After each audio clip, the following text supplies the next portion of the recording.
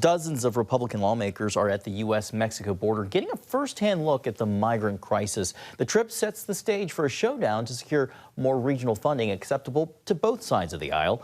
The White House adding negotiations on border funding are moving in the right direction. CBN Washington correspondent Hilary Powell joins us now with where negotiations now still stand. Hilary. Well, John, Republicans say that new aid for Ukraine must be tied to increased U.S. border security. The GOP is actually walking their talk. House Speaker Mike Johnson and 60 other Republican lawmakers are set to visit, well, actually they are visiting the border in Texas. It seems Republicans are focused on making the border a key issue this election year.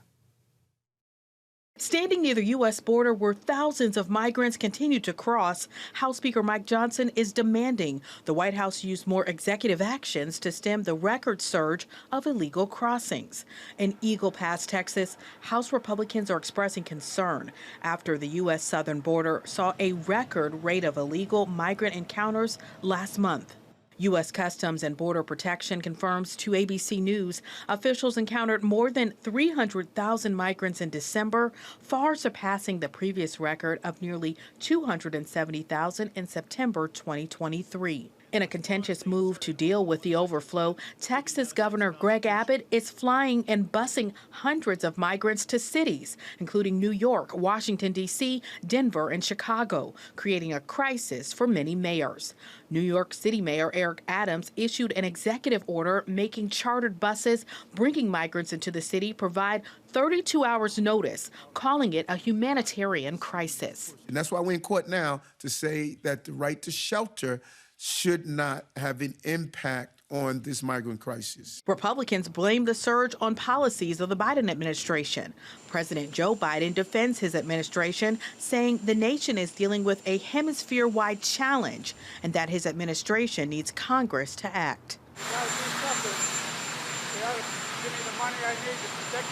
In Chicago, Joaquin Sanchez, a descendant of Mexican immigrants, wants lawmakers to consider compassion. The prioritization of family and survival and breaking out of poverty.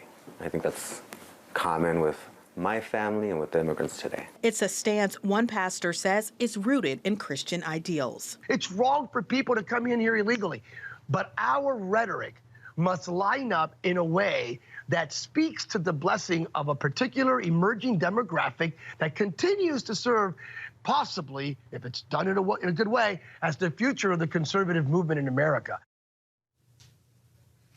Conservatives are pressing for provisions in HR2. That's a bill they passed last year that would restart construction of walls along the southern border and make it drastically more difficult for migrants to claim asylum in the U.S. Now, a bipartisan group of senators is trying to make progress before Congress returns to Washington next week. Not a lot of time to make progress. Hilary, there's another legal tussle for the Biden administration, one involving a move to block migrants from entering the country. Can you tell us more about that?